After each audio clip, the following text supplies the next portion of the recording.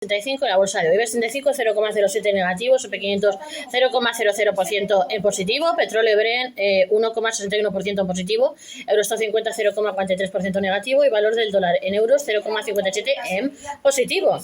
Caídas en las bolsas europeas por la crisis política en Francia. Caídas en las bolsas europeas por la crisis política en Francia. El oro acaricia los $4.000 y el petróleo cotiza al alza. Mientras el mercado sigue pendiente de nuevas negociaciones que pongan fin al cierre del gobierno de Estados Unidos, hoy la inestabilidad política llega de Francia, donde ha dimitido el primer ministro un día después de formar gobierno. Con la sesión bursátil ya iniciada, ha presentado su renuncia al presidente francés Emmanuel Macron después de anunciar el domingo la nueva composición de su ejecutivo, desatando las críticas de la oposición y parte de la derecha por su continuismo. Rápidamente la bolsa francesa ha acelerado las caídas hasta cerca del 2%, liderando los descensos en Europa. El resto de índices registra recortes más moderados de alrededor del 0,5% en el caso del Eurostoxx 50 y del IBEX 35.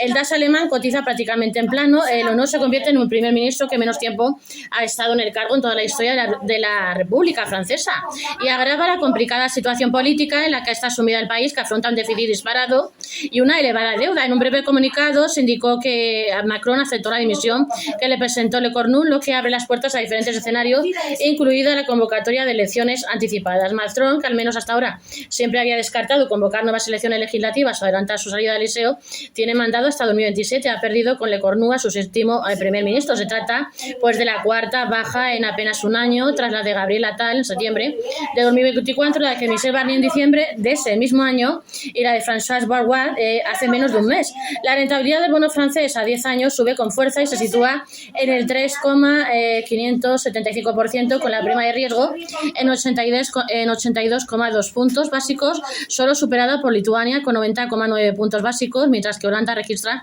la menor con 16,6 puntos. Los bancos franceses registran las mayores caídas del CAC 40, con Société Générale a la cabeza, que se deja el 6,45%, seguido del BNP París con el 5,21% y el Crédit Agricole con el 4,88%. De vuelta al mercado español, dentro del IBEX, los mayores retrocesos son para Colonial, Bankinter y Grifols, mientras que en el lado de las ganancias destacan Solaya, que sigue en racha tras un informe favorable de Goldman Sachs, Acciona Energía y Acciona. En Asia, la sorprendente elección este fin de semana de la expansionista fiscal Xin Itachi alimenta las apuestas por un mayor gasto fiscal y estímulos por parte del gobierno, lo que ha impulsado el índice Nikkei de Japón hasta máximos históricos tras subir un 4,9% en la sesión. Los principales índices bursátiles de Wall Street registraron ganancias la pasada semana, con una subida del 1,3% para Nasdaq y otra del 1,1% para el promedio industrial de Dow Jones y para SP500, pese al cierre parcial del gobierno federal de Estados Unidos. Los inversores se quedaron el viernes sin conocer el dato de empleo estadounidense de septiembre, perdiendo así como una referencia clave para anticipar los movimientos de la Reserva Federal Fed, aunque el informe oficial de empleo no vio la luz. Los datos preliminares de Estados Unidos, como la encuesta de Vacance Jobs y el informe privado ADP, apuntan a una continuada desaceleración del mercado laboral. Esta debilidad ha disparado las probabilidades de que la Fed recorte tipos en octubre hasta el 100%. Según el mercado, apunta que el mercado generalmente ignora los cierres gubernamentales como lo que suelen durar mucho y no tienen un impacto negativo a largo plazo en la economía, y la preocupación estaría en retrasos en datos clave.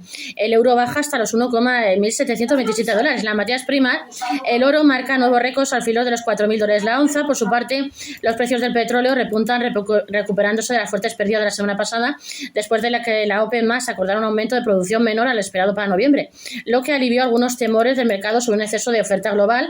Los futuros del petróleo Brent, de referencia en Europa, con vencimiento en diciembre, suben un 1,4% a los $65,45 por barril, y mientras que los futuros del crudo West Texas Intermediate WTI aumentan un 1,5% hasta los $61,78 por barril. Así quedaría el IBEX 35. Seguimos con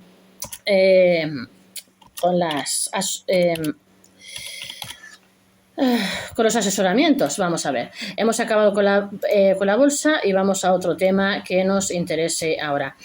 La razón de que no hayas pasado esta entrevista de trabajo puede estar en tu nombre, así lo desvelamos en esta explicación. La razón de que no hayas pasado, por ejemplo, una entrevista de trabajo sería el caso que lo vamos a explicar ahora. Quizás nunca lo hayas pensado, pero el motivo de que no superaras esa última entrevista de trabajo no siempre tiene que ver con tu experiencia, con tu currículum o con más cómo respondiste a las preguntas del entrevistador. Según una investigación de la Universidad de Carleton publicada por Newsweek, tu propio nombre podría estar influyendo en la decisión final más de lo que imaginas. El estudio apunta que el simple hecho de cómo suena un nombre genera una impresión positiva o negativa en el reclutador y en consecuencia podría marcar la diferencia en una entrevista de trabajo. De acuerdo con esta investigación, los nombres que transmiten una sonoridad más suave generan una percepción de mayor honestidad, amabilidad o incluso apertura a nuevas experiencias, características muy valoradas en los procesos de selección. Por lo tanto, un detalle tan ajeno a tus capacidades profesionales como tu nombre podría convertirse en un factor inesperado en el resultado de una entrevista de trabajo. Nombres, prejuicios y el impacto en una entrevista de trabajo. Lo explicamos con un concepto que vamos a recordar, que al famoso efecto Bubba-Kiki, en el que las personas tienden a asociar ciertos sonidos con formas redondeadas y otras con formas puntiagudas. Traslado a una entrevista de trabajo, esto implica que determinados nombres despiertan asociaciones mentales inmediatas en quienes reclutan, aunque estas no tengan nada que ver con la realidad del candidato.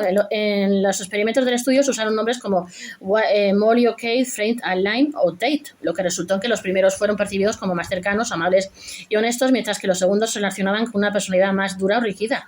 Esto no significa que un nombre garantice el éxito o el fracaso en una entrevista de trabajo, pero sí que puede introducir un sesgo inconsciente en la evaluación.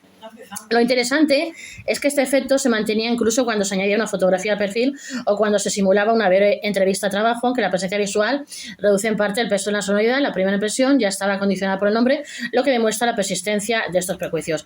¿Hasta qué punto puede condicionar tu nombre? El hecho de que algo tan personal y permanente como un nombre influya en una entrevista de trabajo abre un debate en que, por un lado, tenemos la postura de un sesgo inconsciente difícil de evitar, por otro, refleja cómo las decisiones de contratación a veces apoyan en señales irrelevantes en lugar de centrarse en las competencias reales. Lo cierto es que, aunque este tipo de sesgos existen, no determinan de manera absoluta el resultado, ya que una buena preparación, transmitir seguridad y demostrar tu valor añadido siguen siendo claves para superar una entrevista de trabajo, aunque lo cierto es que este estudio sí que nos invita a reflexionar sobre la necesidad de procesos más justos y objetivos en la selección de personal. Hoy en día muchas empresas incorporan sistemas de reclutamiento basados en algoritmos, pero estos también pueden reproducir o incluso amplificar los sesgos. Por eso, reconocer que algo tan simple como el nombre tiene peso en una entrevista de trabajo es el primer paso para diseñar procesos más transparentes. ¿Cómo afrontar una entrevista de trabajo en la que el nombre no juega a tu favor? La buena noticia es que, aunque no podamos cambiar nuestro nombre, sí podemos aprender a manejar estos sesgos, por lo que la preparación previa es fundamental. Investigar la empresa, anticipar las preguntas más comunes y preparar ejemplos concretos de logros ayudan a compensar cualquier percepción inicial. En una entrevista de trabajo, mostrar confianza, naturalidad y empatía puede ser suficiente para cambiar la balanza a tu favor. También conviene tener en cuenta que cada vez más compañías aplican entrevistas ciegas en fases iniciales, ocultando datos personales como el nombre, la edad o el género. Esta práctica, aunque no esté generalizada, ayuda a reducir la influencia de factores relevantes en una entrevista de trabajo.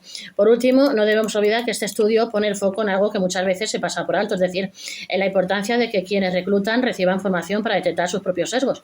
Reconocer que el nombre puede condicionar una decisión es clave para garantizar que una entrevista de trabajo se centre en lo que realmente importa, las capacidades, la experiencia y el potencial del candidato, por supuesto. Luego estaría otro asesoramiento, por ejemplo, error histórico, pierde su pensión por un fallo de la Junta y la Seguridad Social. Este es el dineral con el que deberá pagarle. Esto es un caso que ha pasado realmente y que os vamos a explicar ahora. Los errores, como se suele decir, se pagan y es lo que tendrá que hacer la Junta de Andalucía, que ha sido condenada a indemnizar con más de 55.300 euros a un pensionista que entre 2018 y 2022 se quedó sin ninguna fuente de ingresos tras un error en la tramitación de su jubilación anticipada. El fallo, que ha sido confirmado recientemente por el Tribunal Supremo, deja claro que la afectado no tuvo ninguna responsabilidad y que la Administración debía asegurar la renta acordada. Un error de la Junta y del INS que dejó al trabajador sin ingresos, no hacer bien el trabajo por parte del Instituto Nacional de la Seguridad Social, INS, primero y después la Junta de Andalucía, tuvo una repercusión muy negativa en la economía de este trabajador. En 2018 el INS rechazó la jubilación anticipada de esta persona al estimar de forma equivocada, como se demostró posteriormente, que le faltaban 1.400 días para cumplir con los requisitos. La consecuencia fue doble: ni pensión ni la renta temporal del 78% del salario que tenía reconocida por un acuerdo previo.